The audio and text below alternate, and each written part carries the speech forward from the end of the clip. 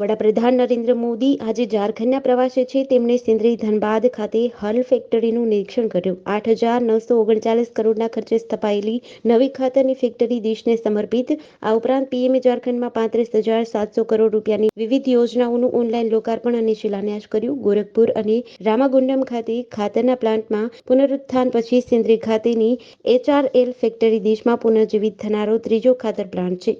PM મોદીએ video conferencing દ્વારા દેવઘરથી ગોડ્ડા અને દેવઘર-ડિબ્રુગઢ ટ્રેનને સીધી જોડતી મોહનપુર હાંસદીહા નવી રેલવે લાઇનનું ઉદ્ઘાટન કર્યું. પીએમએ ધનબાદ રેલવે ડિવિઝન માટે લગભગ 13,700 કરોડ રૂપિયાની યોજનાઓનો શિલાન્યાસ કર્યો. અહીંથી PM Modi Barwada airport ground જશે, જ્યાં તેઓ જનસભાને સંબોધિત કરશે. પીએમ મોદીની મુલાકાતને લઈને કડક સુરક્ષા વ્યવસ્થા કરવામાં આવી છે. રાજકોટના ભક્તિનગર સર્કલ પાસે આવેલા સહકાર મેઇન રોડ ઉપર આજે સવારે કાર ચાલક યુવાને કાર પરનો કાબુ ગુમાવ્યો હતો. મોર્નિંગ વોકમાં નીકળેલા આધેડને ઉડાવી 15 ફૂટ સુધી ઢસડ્યા હતા. ત્યારબાદ દુકાનના પગથિયે બેસેલી યુવતીને હડફેટે લઈ કાર દુકાન સાથે અથડાઈ હતી. આ શ્વાસ થંભાવી દેતા ગંભીર અકસ્માતના સીસીટીવી સામે આવ્યા છે. અકસ્માત બાદ કાર ચાલક ઘટના સ્થળેથી ફરાર થઈ ગયો હતો. પોલીસે ફરાર કાર ચાલક યુવકની શોધખોળ હાથ ધરી છે. આ ઘટનામાં આધેડને ગંભીર ઇજાઓ પહોંચી છે, તો યુવતીને સદનસીબે સામાન્ય ઇજાઓ થઈ છે. મોર્નિંગ વોકમાં નીકળેલા 50 વર્ષીય નલીનભાઈ નરોત્તમભાઈ સિદ્ધપુરા હડફેટે ચડી જાય છે અને લગભગ 15 ફૂટ સુધી ઢસડાય છે. ત્યારબાદ ચોકમાં દુકાન પાસે બેસેલી 18 વર્ષીય વિદ્યાર્થીની કુમકુમ મહેશભાઈ કાનાણીને કાર ચાલક અડફેટે લે છે. યુવતીને પણ ઇજા પહોંચાડીને આ કાર દુકાન સાથે અથડાય છે. વડોદરા શહેરના છાણે વિસ્તારમાં સવારમાં આગનો બનાવ સામે આવ્યો છે.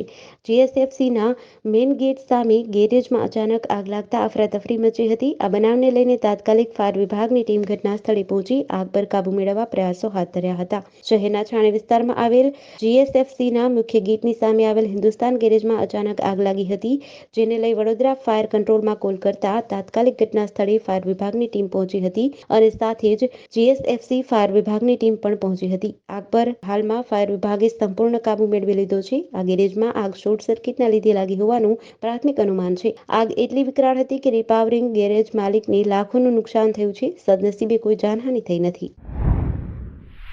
ગુજરાતમાં દારૂબંધી છે અને દારૂબંધીને લઈને અનેકવાર સરકાર દ્વારા પણ કડક વલણ અપનાવવામાં આવતું હોય છે. છતાં પણ ગુજરાતમાં અનેક વિસ્તારમાં વિદેશી અને દેશી દારૂનું વેચાણ થતું હોવાનું સામે આવે છે.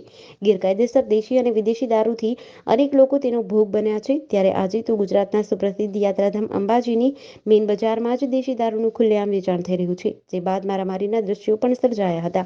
પોલીસે સ્થળે પહોંચીને કાર્યવાહી હાથ ધરી હતી. મેઇન બજારમાં દેશી દારૂના ખુલ્લેઆમ વેચાણના વિડીયો સામે આવ્યા છે, જેમાં અમુક યુવકો મેઇન બજારમાં કોઈ ખૂણામાં જઈને દેશી દારૂની પોટલીઓ પી રહ્યા છે, તો તેની સામે એક મહિલા દારૂની પોટલીઓ એક કેબિન નીચે છુપાવતી નજરે પડે છે.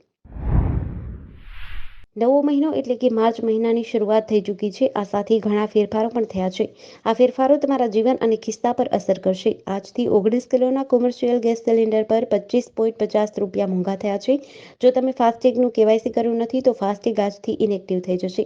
આ સિવાય જીએસટીના નિયમોમાં પણ ફેરફાર કરવામાં આવ્યા છે. દિલ્હીમાં સિલિન્ડરની કિંમત 25.50 રૂપિયા વધીને 1795 રૂપિયા થઈ ગઈ છે, જે પહેલા 1769.50 રૂપિયા હતી. કોલકાતામાં કિંમત 24 રૂપિયા વધીને 1887 રૂપિયાથી 1911 રૂપિયા થઈ ગઈ છે. મુંબઈમાં કોમર્શિયલ ગેસ સિલિન્ડર 1723.50 રૂપિયામાં મળતો હતો, જે હવે 25.50 રૂપિયા મોંઘો થયો છે અને 1749 રૂપિયામાં ઉપલબ્ધ થશે. જ્યારે ચેન્નઈમાં સિલિન્ડરની કિંમત 1937 રૂપિયાથી 23.50 રૂપિયા વધીને 1960.50 રૂપિયા થઈ ગઈ છે. જોકે 14.2 કિલોના ઘરેલું ગેસ સિલિન્ડરની કિંમતમાં કોઈ ફેરફાર નથી થયો. ઇઝરાયેલી સૈનિકોએ ગુરુવારે ગાઝાના લોકો પર ગોળીબાર કર્યો હતો, જેઓ રાહત સામગ્રી લેવા પહોંચ્યા હતા. ન્યૂઝ એજન્સી રોયટરના જણાવ્યા અનુસાર આ દરમિયાન 112 પેલેસ્ટિનિયન માર્યા ગયા હતા, જ્યારે 760 લોકો ઘાયલ થયા છે. ઇઝરાયેલી સેનાએ કહ્યું કે સૈનિકોએ ભીડ પર એટલા માટે ફાયરિંગ કર્યું કેમ કે લોકોથી જોખમ અનુભવાયું હતું. એક પ્રત્યક્ષદર્શીએ ન્યૂઝ એજન્સી એએફપીને જણાવ્યું હતું કે રાહત સામગ્રીથી ભરેલી ટ્રક અલ નબુલ્સ શહેરમાં પહોંચી હતી. લોકો તેને ઘેરવા લાગ્યા હતા. ટ્રક પાસે ઇઝરાયેલની સેનાને ટેન્ક અને સૈનિકો ઊભા હતા. લોકો પણ તેમની તરફ જવા લાગ્યા. આ દરમિયાન જવાનોએ ગોળીબાર શરૂ કરી દીધો. નાસભાગ મચી ગઈ હતી.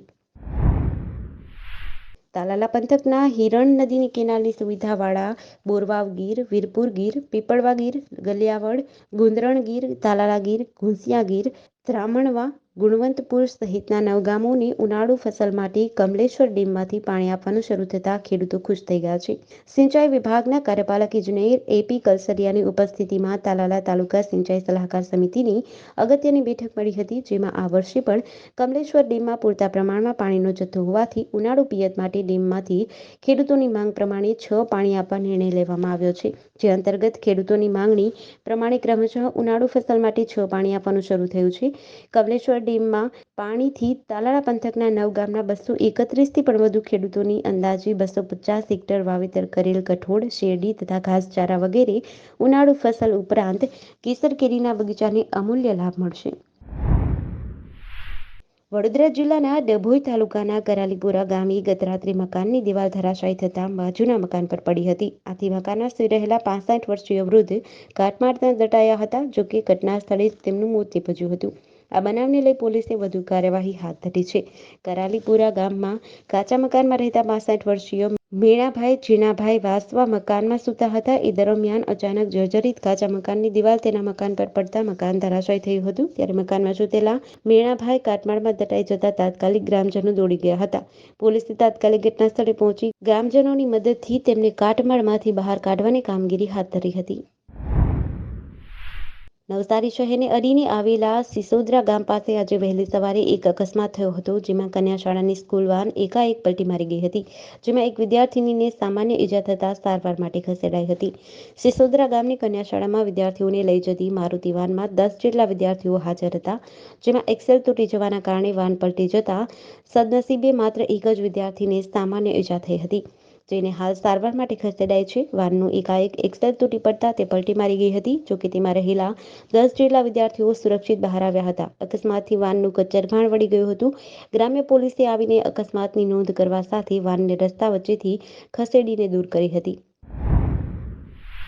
બોટાદ એસઓજી પોલીસ અને રાણપુર પોલીસે રાણપુર તાલુકાના કેરિયા ગામના સુરેશ છનાભાઈ મીઠાપરાની વાડીમાં રેડ કરતા વાડીમાંથી ગાંજાના 118 છોડ મળી આવતા પોલીસે વાડીના માલિકની ધરપકડ કરી વધુ તપાસ હાથ ધરી હતી. બોટાદ એસઓજી પીઆઈ સોલંકી અને રાણપુર પીએસઆઈ વસાવા અને સ્ટાફ દ્વારા કેરિયા ગામે રહેતા સુરેશ છનાભાઈ મીઠાપરાની વાડીમાં રેડ કરી વાડીમાં તપાસ કરતા ગાંજાના છોડ મળી આવ્યા હતા. જે પોલીસે તપાસ કરતા નાના મોટા કુલ 118 ગાંજાના છોડ, જેની કિંમત ₹21,730 નો ગાંજાના છોડના માલ કબજે કરીને વાડીના માલિક સુરેશ છનાભાઈ મીઠાપરાની ધરપકડ કરી વધુ તપાસ હાથ ધરી હતી. વલસાડ એસટી ડેપો પાસે આવેલી રોયલ બેકરીના સંચાલકની માસીના મૃત્યુ બાદ દાવત આપવા ફળિયામાંથી રૂપિયાની ઉઘરાણી કમિટીના સભ્યોએ કરી હતી. દાવત બાદ બેકરી સંચાલકે દાવતના ઉઘરાવેલા રૂપિયાનો હિસાબ માંગી રહ્યા હતા, જેની અદાવત રાખીને બેકરી સંચાલકને અને તેના પરિવારના સભ્યોને માર માર્યો હતો. ઘટનાના 2 દિવસ બાદ બેકરી સંચાલકે વલસાડ સિટી પોલીસ મથકે 2 મહિલાઓ સહિત 3 ઇસમો સામે ફરિયાદ નોંધી હતી. કમિટીના સભ્યો પાસે જાવેદે દાવતમાં કરેલા ખર્ચા અંગે માહિતી માંગી હતી, જેની અદાવત રાખીને જાવેદના પરિવારના સભ્યો ઉપર હુમલો કર્યો હોવાના આક્ષેપો સાથે ફરિયાદ નોંધાવી હતી. સમગ્ર ઘટનાના સીસીટીવી ફૂટેજ મેળવીને સિટી પોલીસ મથકે ફરિયાદ નોંધાવી હતી. વલસાડ સિટી પોલીસે ફરિયાદ નોંધી કાર્યવાહી હાથ ધરી છે. કચ્છ જિલ્લાના મુન્દ્રા પોલીસ સ્ટેશનના ચોરીના ગુનામાં નાસ્તા ફરતા આરોપીને ગીર સોમનાથ એલસીબીએ વેરાવળ ખાતેથી ઝડપી લઈ કાયદેસરની કાર્યવાહી હાથ ધરી છે. ત્યારે આ અંગેની પ્રાપ્ત વિગતો અનુસાર એલસીબી સર્વેલન્સ સ્ટાફ પેટ્રોલિંગમાં હતો. તે દરમિયાન એએસઆઈ ગોવિંદ વંશ અને નરવણસિંહ ગોહિલને મળેલી બાતમી અનુસાર કચ્છના મુન્દ્રા પોલીસ સ્ટેશનના ચોરીના ગુનાનો નાસ્તો ફરતો આરોપી શબ્બીર નૂર સુમરા વેરાવળની ગરીબ નવાજ કોલોનીમાં છુપાયેલો હોવાની બાતમીના આધારે એલસીબીએ દરોડો પાડી આરોપીને ઝડપી પાડ્યો હતો. ઝડપાયેલા ઇસમ શબ્બીર નૂર સુમરા પાસેથી 12 જેટલા ચોરીના મોબાઈલ પણ મળ્યા હતા. જે અનુસંધાને એલસીબી દ્વારા કાયદેસરની કાર્યવાહી હાથ ધરી છે.